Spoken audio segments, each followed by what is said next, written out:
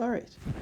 In this lecture, we're going to talk about homomorphisms, which are a type of function. They're like isomorphisms, except it's not a relabeling between two groups, but it is a relationship between two groups. So, with an isomorphism, let me kind of draw an example. If we have a G here and an H here, then if we have an isomorphism, that's just a relabeling. So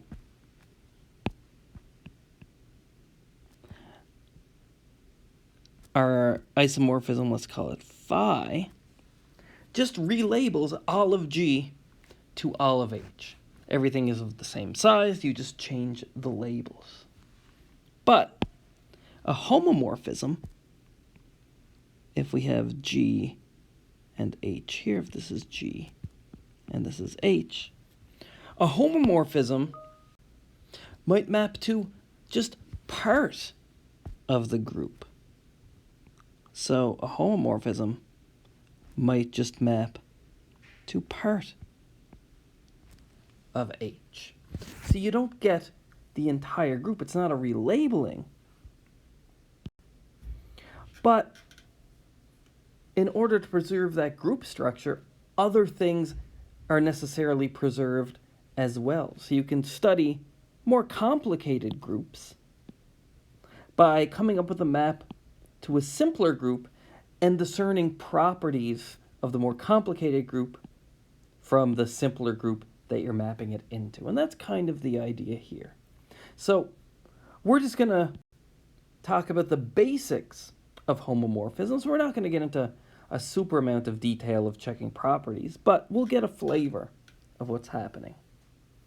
So the definition of a homomorphism is as follows. It's some function, we'll call it phi, from a group G1 to a group G2. And what happens is it preserves the multiplicative property of groups. So if you multiply in G1, as we did here, so this kind of solid dot represents multiplying in G1. If we do that and then apply our homomorphism, it's the same thing as if we multiply in G2, and this kind of open dot, this not filled in dot, represents multiplication in G2. If we take the homomorphism of each element individually and then multiply, we get the same answer. So we're unconcerned in the order which we apply the homomorphism and we multiply. We can either multiply and apply or apply and then multiply. We still get the same answer. So let's look at a few examples here.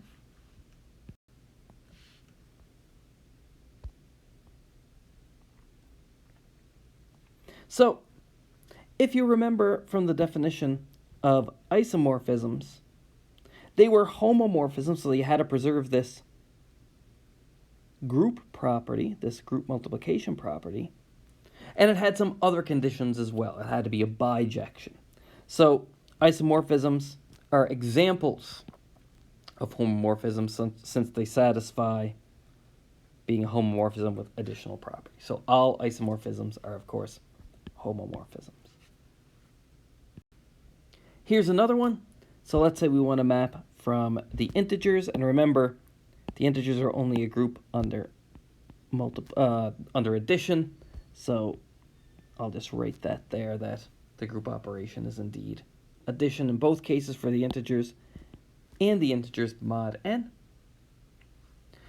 And to help us out here, I'm going to think of every number a in its quotient remainder form. So if we divide a by n, here is our quotient, and we'll have some remainder. The remainder is, of course, between 0 and n minus 1 exclusive. So I can take any integer and write it like that. Then our homomorphism is going to take a, and it's going to map it to its remainder. And we need to show that this is a homomorphism. So we need to show that if we apply phi to a1 plus a2, eventually we're going to get the same thing as applying phi to A1 and then adding it to phi applied to A2. And just to be clear, so this addition, this is the group operation in our domain. So that's that addition. And it just happens that the group operation in our codomain is also addition. So this addition corresponds to that group operation in our codomain. Since our elements here, once we apply phi to it, these guys live now in our codomain, whereas before we apply phi to it, these elements A1 and A2, they live in our domain. So let's see what happens. So we'll write each A1 and A2 in quotient remainder form. So we have some quotient times n plus a remainder for A1, and similarly for A2. Oh, I'm missing an n here, sorry. There should be Q2 n. And then, well, let's combine our like terms. So we have Q1 plus Q2n plus some of remainders. So the remainder of A1 plus the remainder of A2 when you divide by n. And if you think about it, there's two cases here we'll have to deal with separately. If R1 plus R2 is a proper remainder, if this still remains between 0 and n minus 1, our life is a little bit easy. We can just apply the function right away. But if it isn't, if this guy is too big, if it goes over n, then we're going to have to take out as many n's as we can. So let's look at that as two separate cases. So case 1 is when our remainders are nice and small. So the sum of them is below n, I should say minus 1, not plus 1, sorry, n minus 1. Then I've written this number in quotient remainder form. A1 plus A2 is just this guy. We have our quotient, and this is a proper remainder since it's between 0 and n minus 1. So we apply our function, and it just gives us a remainder. So we're good to go. So we do that, and we note that that's the same thing as applying our function to A1, and then applying our function to A2, and adding the results. So just to be clear, so here I know that phi of A1 is R1, and phi of A2 is R2. All right, so that's case 1. For case 2, we know that R1 is less than n, and R2 is less than n. So clearly, in fact, we can even say less than or equal to n minus 1 in both cases. Then if we sum those, this is going to be less than or equal to 2n minus 2. So let's use that going forward. Okay, so let's get into the case where the sum of our remainders is too big. Well, if it's too big, that's fine. We know that R1 plus R2 has to be less than or equal to 2n minus 2. So if we subtract n from it, then we know it's going to be, if we subtract n from this expression, we're going to get n minus 2. So that would be a proper remainder. So we're going to add n and subtract n to this expression. So if we add n, here's 1n, and we subtract n here, this is still the same thing, except now we're in quotient remainder form. So if I apply my function to this guy, I just pick up that proper remainder. This guy is definitely less than or equal to n minus 1, since it's less than or equal to n minus 2, since we subtracted that n there. So if I apply the function, I just pick up the remainder. So let's do that. There it is there. And remember, our function, once we apply our function, we are in Zn. So we're working mod n. And so if we look at R1 plus R2 minus n, well, n acts as 0 in Zn, so this is the same thing as R1 plus R2 mod n. And clearly, we know that R1 is the same thing as phi of A1 by definition, and R2 is the same thing as phi of A2. So there we go. We've proved that that is indeed a homomorphism. Excellent stuff. Let's keep going. Let's look at another example.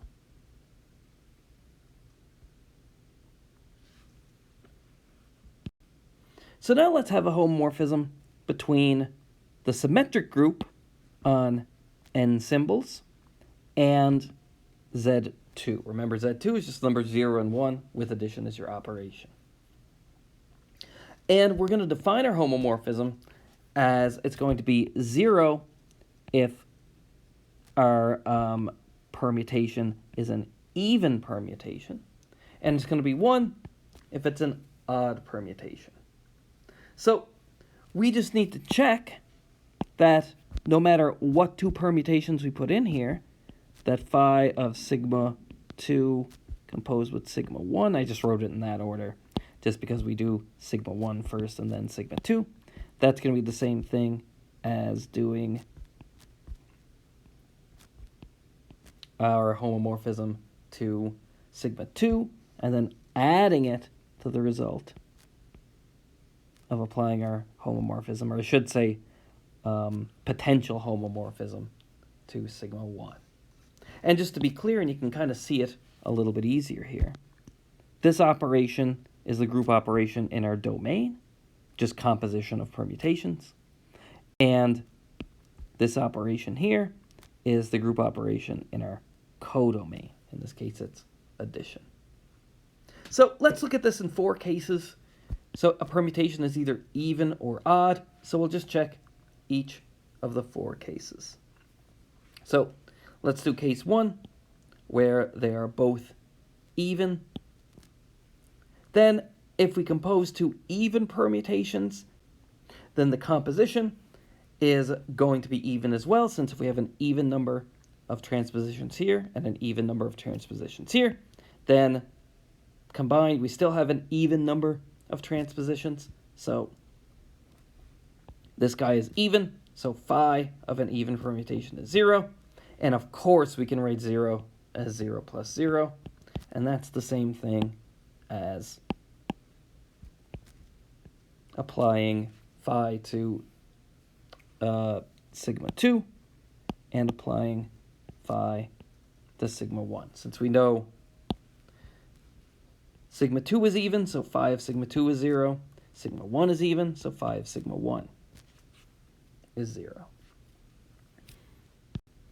And just to be clear here, a good thing to do maybe is you could work on both sides. Some people might find it hard to realize to write 0 as 0 plus 0, but you could start here and say phi of this composition is 0, and then start on this side, phi of sigma 2 plus phi of sigma 1 is 0 plus 0, and then notice, oh, 0 is just 0 plus 0, so then you can attach them with an equal sign.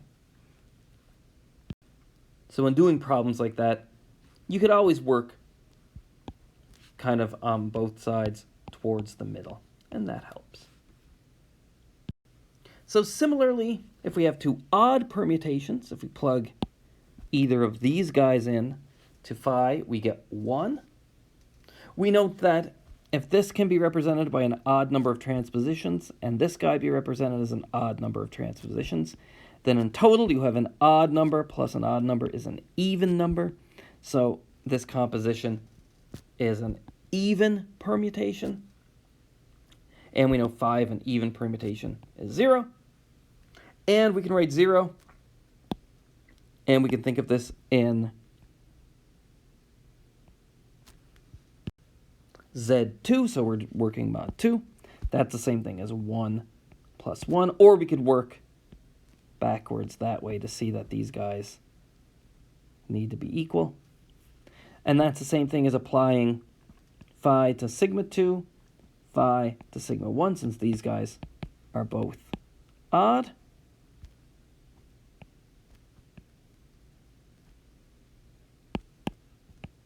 We know that phi of them is 1, and 1 plus 1 is 2, which is 0 mod 2. And I'm not going to go through them in super detail, but we can do a similar thing when one of them is odd and one of them is even. We know that an odd permutation composed with an even permutation gives you an odd permutation, so that's 1. And similarly, 1 is 0 plus 1, so that's 5 sigma 2 plus 5 sigma 1. And in the reverse order, phi 1 is even, phi 2 is odd. It's almost the exact same calculation. You get 1 plus 0 instead of 0 plus 1, which is phi of 2 plus phi of 1. So we are good to go. In each case, we have proved that if we do the group operation and then the function, or we do the function and then the group operation, we get the same thing. So that is a homomorphism. Our function is indeed a group homomorphism. We'll do one more example. Let's define this blackboard bold T as the set of all complex numbers that have modulus 1 or length 1. And if you think about what that is, if this is the unit, or sorry, if this is the complex plane, so this is your real part, and this is your imaginary part, all the numbers that have modulus 1 are on the unit circle. So it's all numbers, all complex numbers that can be represented on this unit circle. And we're going to define our potential homomorphism in this case from the reals with addition to points on this unit circle by taking a real number. We're going to represent it as theta. And that should give you a clue on how to think about what's going on here. So we're going to represent it as cos theta plus I sine theta. So we're thinking of our real numbers here as angles, and we're mapping these angles to points on the unit circle that have that angle. So if we had, say, this angle here, theta, then it gets mapped to this point here, cos theta plus I sine theta. So that's what's going on here. And we just need to prove that this is indeed a homomorphism. And we'll have to remember our trig identities to do this. So we need to show that phi of theta 1 plus theta 2 is the same thing as phi of theta 1 times phi of theta 2. Remember, this is the group operation in our domain, the reals with addition, and our group operation in our codomain, that's those complex numbers with modulo 1, blackboard bold T, and the operation is multiplication. So that's what we need to show. Let's go ahead and do it. So we'll just apply our function here. We get cos of theta 1 plus theta 2 plus I sine of theta 1 plus theta 2. And if you remember your trig identities for the sum of angles in a cosine, you can represent that as cosine theta 1 cosine theta 2 minus sine theta 1 sine theta 2. So I'll underline this just so you know where that comes from. There it is there. That's using that trig identity there. And there's a similar trig identity for a sum of angles in a sine. It's sine of one cos of the other plus the other way around, cos of the first, sine of the second. So there's that trig identity there. And I'm going to work kind of towards the middle. So I'm going to think about this as phi of theta, phi of theta 1 times phi of theta 2. So here's my phi of theta 1. Here's my phi of theta 2. So I'll just expand this out using the distributive property, or FOIL, if you will. First, cos theta 1, cos theta 2. Inside, I sine theta 1, cos theta 2. Outside, cos theta 1, I sine theta 2. And last, I sine theta 1, I sine theta 2. But remember, I have an I times an I, so I have I squared, which is negative 1. So that's where that negative comes from. So I have negative sine theta 1, sine theta 2. And notice, hey, look. Cos theta 1, cos theta 2. There it is there. Sine theta, minus sine theta 1, minus sine theta 2. That's that guy there. And then I times sine theta 1 cos theta 2 is this guy. And I times cos theta 1 sine theta 2 is that guy. So these are the same expression. So I know that phi of theta 1 plus theta 2 is the same as phi of theta 1 times phi of theta 2. So I showed that this phi preserves the group operation, so I am done. This is indeed a homomorphism. So we have a few examples of homomorphisms now, which is great. Let's now talk about some properties that they have. And of course, since homomorphisms are a little less restrictive than isomorphisms, not every property is going to be preserved like it is for isomorphisms. With isomorphisms, you had a relabeling. They're basically the same group written with different languages. But here, we have that they're related groups in some sense, related by a homomorphism. So let's go over a few properties here. So if we have a homomorphism, let's call it phi again, then we know that phi must map the identity in our domain group, G1, to the identity of our codomain group in G2. So the identity gets mapped to the identity. And similarly, inverses in G1 get mapped to inverses in G2. So identity is preserved, inverses are preserved in every homomorphism. The third thing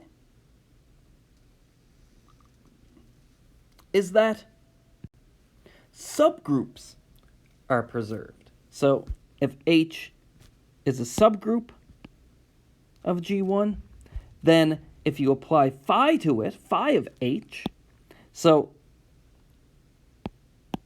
let me write what this is here, just to make sure we understand. These are all elements phi of H, where H is in your subgroup H. So it's all elements of H once you apply phi to it. Okay, so anyway, that is indeed a subgroup of G2. Now, with normal subgroups, we don't get such a nice result, in fact. We need an extra condition. So if H is a normal subgroup in G, the condition that we need for the image of H, phi of H, to be a normal subgroup of G2 is that we need our map to be onto. We can't have elements in G2 that don't get mapped to by something in G1. And we'll see that in a little bit. So we know that phi preserves subgroups, and it works in the other direction as well. We know that if we have a subgroup H, this time of our codomain of G2, then all of the stuff that gets mapped to H, and we'll call that phi inverse, so it's all elements in our domain that get mapped to H. Maybe I'll write this out in a diagram here. So if we have, let's say, our G here, and our G1 and G2 here, and we have some subgroup inside, let's call that subgroup H, then everything that gets mapped to it, so let's say we have this homomorphism phi, everything that gets mapped to the subgroup, we're going to call phi inverse of H. Or another common word to describe it is the pre-image of H, everything that gets mapped to H. Anyway, so now that we know what that is, what's really interesting is that if you have a subgroup, then the pre-image of that subgroup is a subgroup of G1 of your domain. So subgroups of your codomain have pre-images that are subgroups of your domain.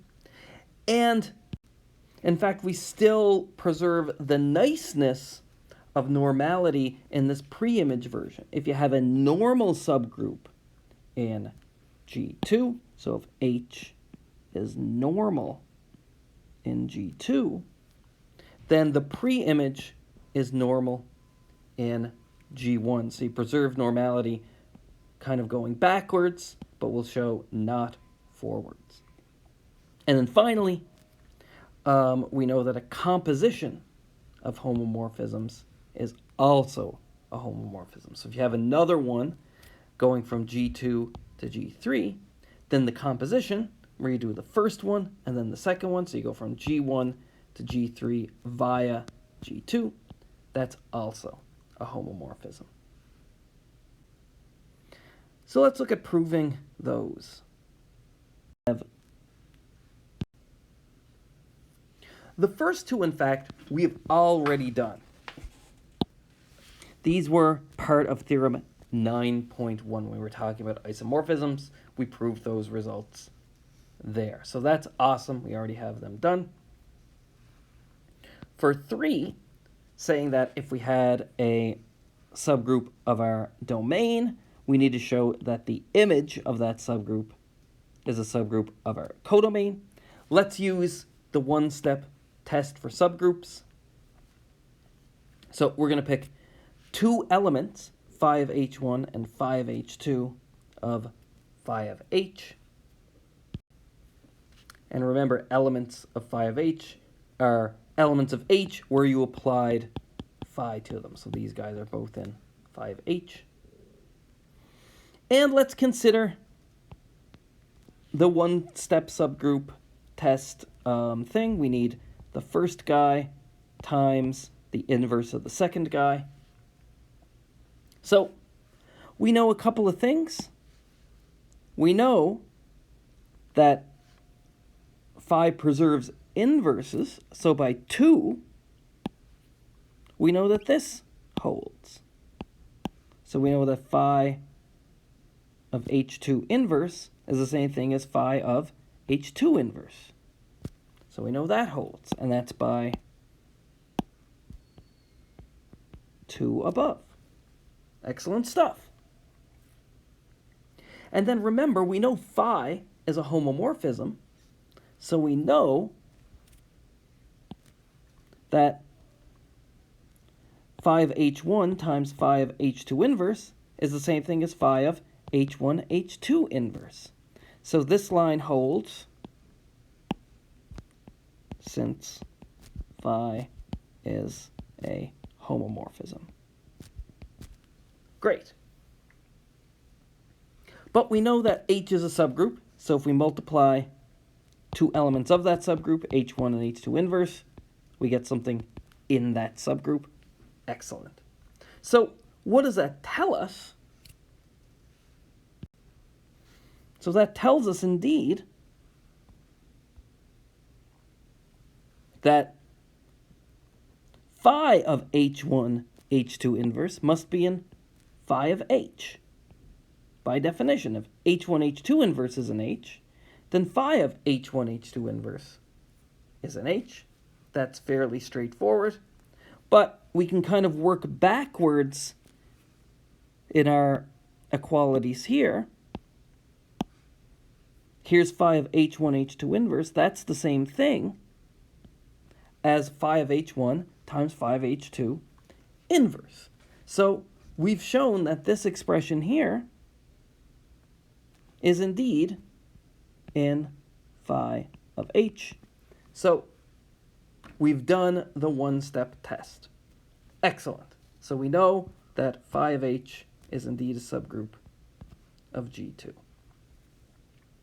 Now, let's show that normality condition. So let's say that H is now normal in G. And remember, what does it mean for a group to be normal? It means that your left and your right cosets coincide. So AH equals HA. But the thing that we need is we need that phi is an onto map, and you'll see why in a second. So what do we want to show? We eventually want to show that the coset B times phi of H is the same thing as the coset phi of H. Remember, that's a subgroup times B in that direction. And the key here is, since our map is onto any element B, we can write as phi of A for some element of G1, right? Since it's onto, every element gets mapped to by something in G1. So let's say that B gets mapped to when you plug A into your function. Okay, so we know that B phi of H, that's the same thing as phi of A, phi of H, since we're using the fact that our map is onto. So that is that there. And then using the properties of a homomorphism, we know that this is the same thing as phi of A times phi of H, phi of A times H is the same thing as phi of A times phi of H.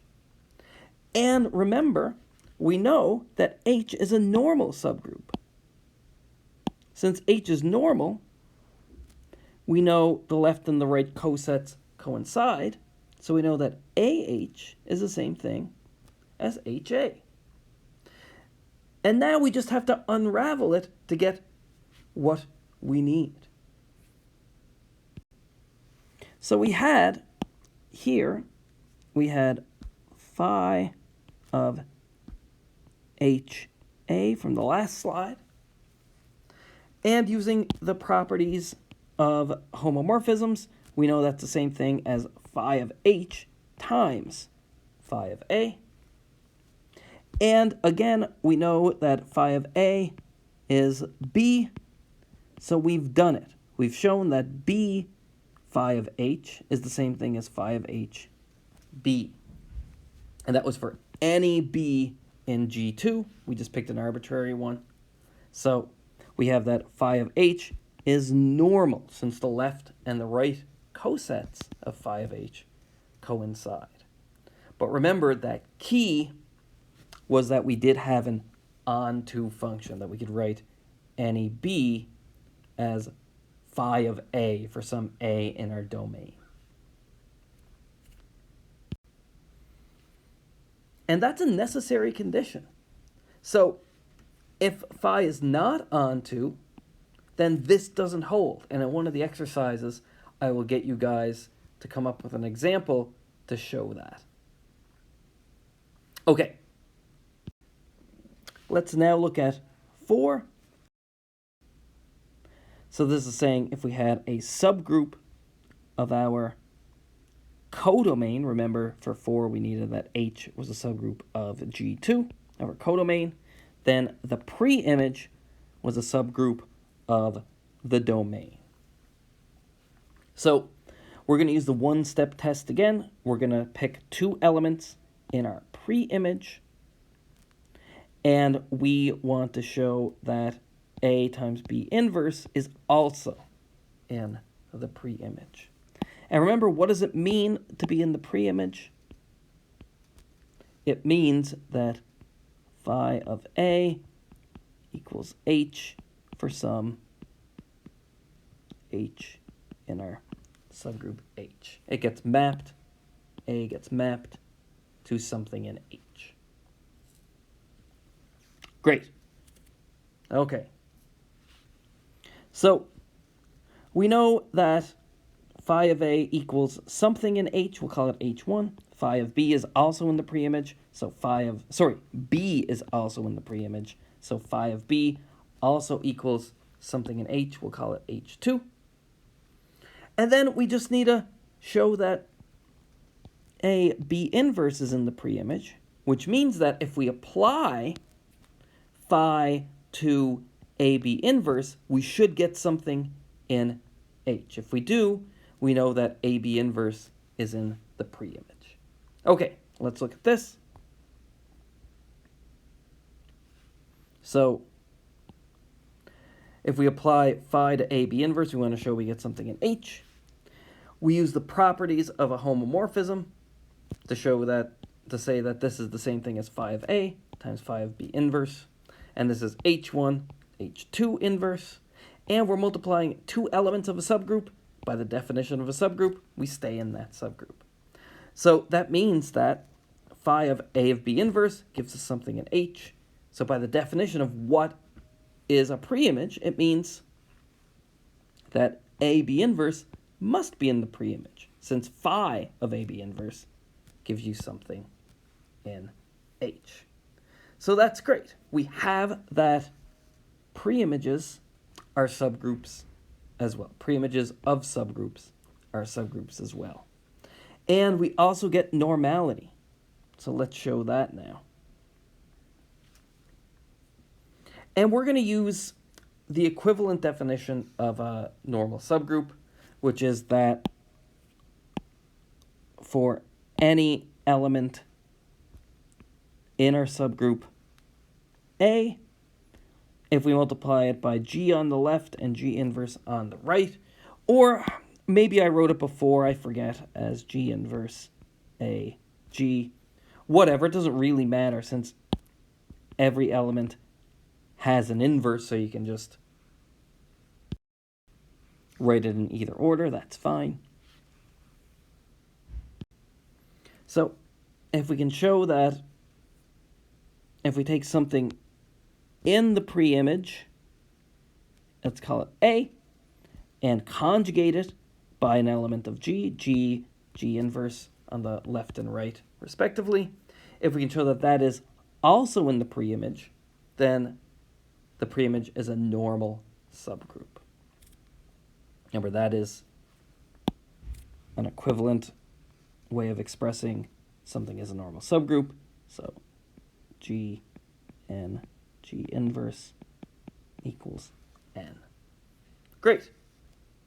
Okay, so basically all we're going to do is we're going to apply our function to it, our homomorphism, and then use the normality of H to help us out here. Okay, so we'll apply phi to G inverse. We'll use the group homomorphism property to split this up into phi of G, phi of A, phi of G inverse. But remember, phi of A has to equal something in H, since A is in the pre-image of H. Remember, we picked A to be in the pre-image, which means that A gets mapped to something in H when you apply phi to it, which we're doing here. Phi of A equals some element H, and we already called it H1 up here. So we'll keep that same name. But now what do we have? We have some element here, phi of G. This is an element of G2, since G1 gets mapped to G2 by phi, and similarly phi of G inverse is also in G2. So since they're both in G2, we know since H is normal, we know if you conjugate an element of it by any two elements, you stay in your subgroup, right? G times anything in your normal subgroup times G inverse stays in your normal subgroup. Great. So what have we shown here? Well, we started with phi of G inverse, and we showed that that has to be an H. So by definition of the preimage, that means that G inverse is in the preimage, since it gets mapped to something in H. So we've done it. We've shown that G inverse is in the preimage, which means that the preimage is normal in G1. Remember, G here, that didn't have to be part of the preimage. That was just any arbitrary element from G1. So that is great. And the last one, to show that the composition of two homomorphisms is indeed a homomorphism, I'll leave that as an exercise as well. So, a few things to finish up with. So, this tells us something really nice. And it says that basically you can think of a homomorphism as mapping your domain, G1, to a subgroup of your codomain, G2. So it's not quite an isomorphism, of course. It might map it to part of G2, it might map it to all of G2, and it doesn't have to be injective or surjective, so it doesn't have to be one-to-one or onto. But you get this nice correspondence between possible homomorphisms and subgroups that you map into. So that's pretty cool. And we can see that, well, any group is a subgroup of itself. And 3 says that subgroups of G1 get mapped to subgroups of G2. So it must be that the entire group G1 gets mapped to some subgroup of G2. And the next parts, we kind of talked about the entire group here. Let's think about the opposite side. Let's think about the identity in G2. So we know that by part 4 of the previous theorem, that preimages of normal subgroups are also normal subgroups.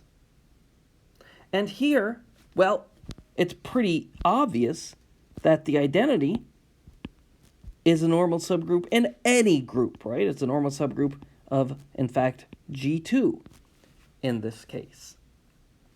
So by theorem 11.1 part 4, we know that the pre-image of the identity has to be a normal subgroup in G1.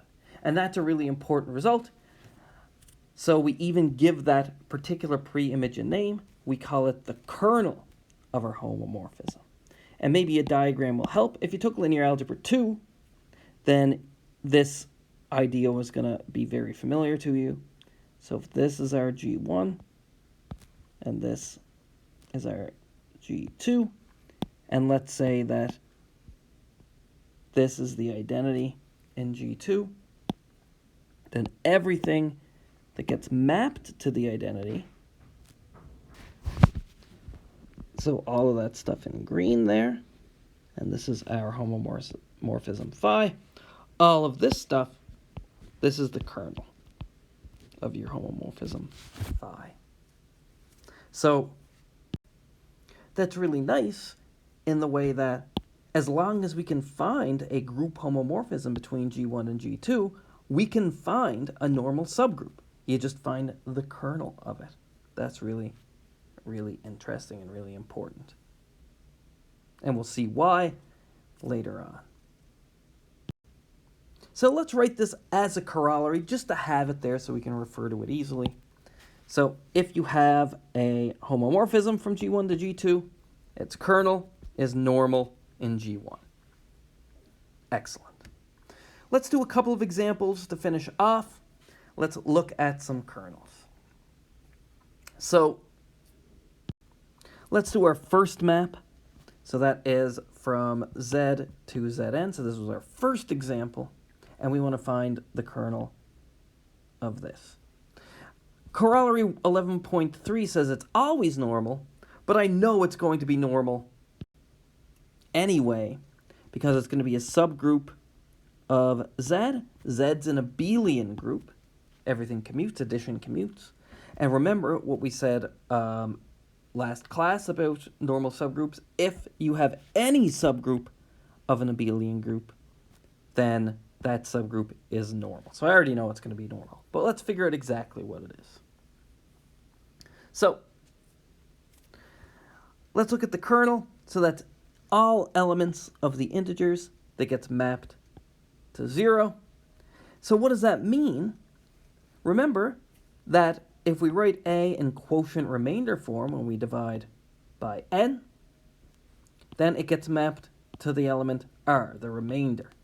So the kernel is everything that gets mapped to the identity element in Zn, which is 0. So what does that mean? It's all elements in A and Z that have no remainder. So it's all multiples of n. So it's everything of the form n times A for any integer A. And we can write that, and I believe we have written it before, as n times the integers, nz. Let's look at one more example. So let's have our second example. So now we're going from the reals with addition to that group of complex numbers with modulus 1 under multiplication. And I think it's easy to check in this group the element that does nothing. So our E of this guy is just, of course, the number 1, or 1 plus 0i, if you like. And we have to ask, well, what elements in R here get mapped to 1 plus 0i? Maybe I'll even write the 0i here. Well, what does that mean? That means the real part has to be 1, so cos theta has to be 1. And the imaginary part has to be 0, so sine theta has to be 0. And for what values of theta is that true for? Well, that's any multiple of 2 pi. So as long as theta is a multiple of 2 pi, then we have that cos theta plus I sine theta equals 1. So our kernel are all multiples of 2 pi, all integer multiples of 2 pi. And again, corollary 11.3 guarantees that this is going to be normal, but I already know it's normal since the real numbers under addition is an abelian group, it's commutative. So I don't even need the power of that theorem.